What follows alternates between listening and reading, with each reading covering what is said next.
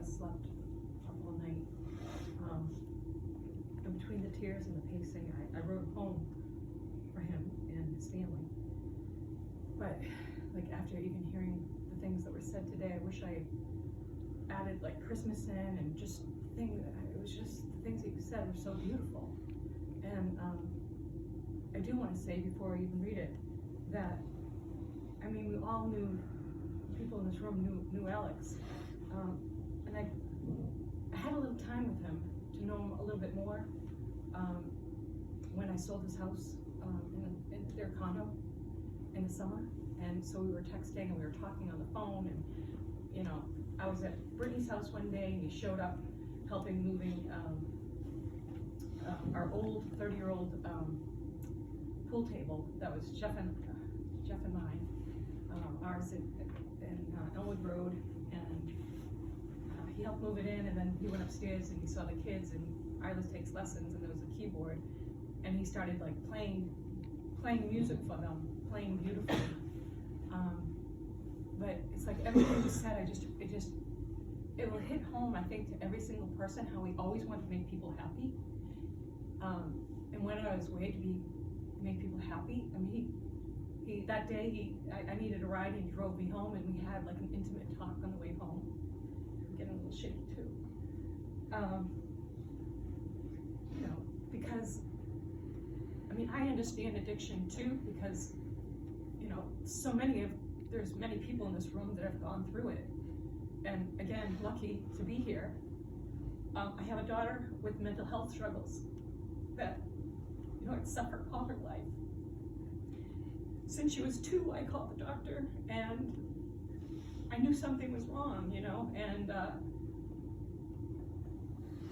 you know, the kind of care that she needed, it's not the kind of care that everyone could give, but when you know, if you're that type of person to be able to give it, then it's great, and if you're not, it's great to learn, to try to get educated about how many people are suffering, and how, you know, I applaud my sister and brother-in-law for like putting it out there and not like covering up, you know, on Facebook or anything and saying, you know, just died suddenly or everything, because my phone was ringing off the hook with people that their kids were suffering, friends of mine that I had no idea. I got texts, I got, you know, phone calls, and I'm like, we need to talk about this. These things, I always thought with my daughter's struggles.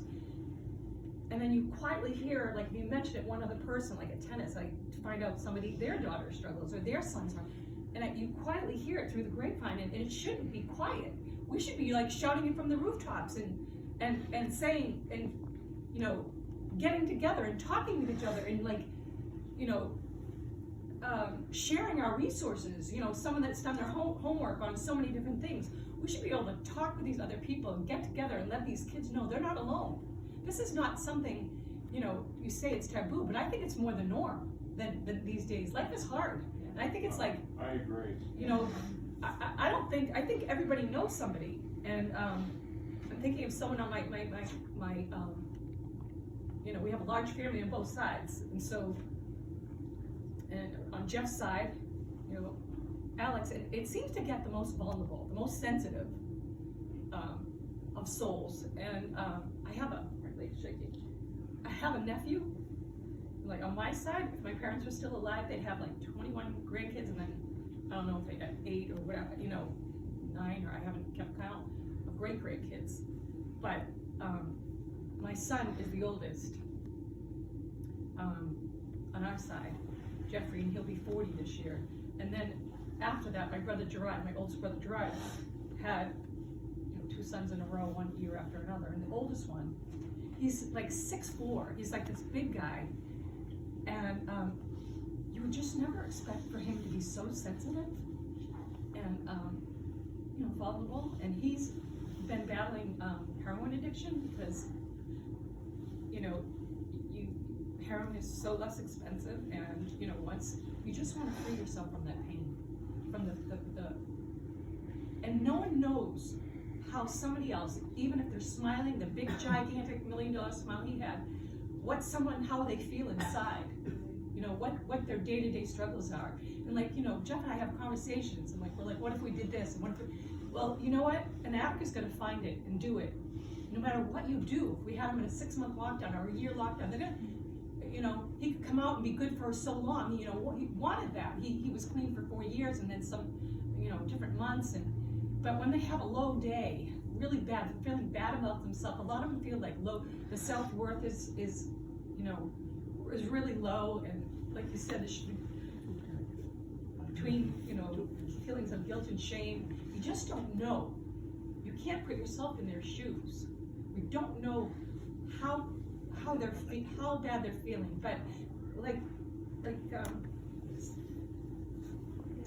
David said about, you know, all he said, like, just hit the nail on the head, and about reaching out to others, and you know, we're here passing through for a very short time all together, and it's our duty to be there for one another.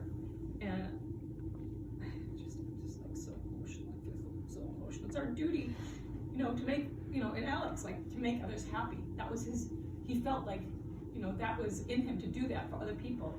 We all should take that from him.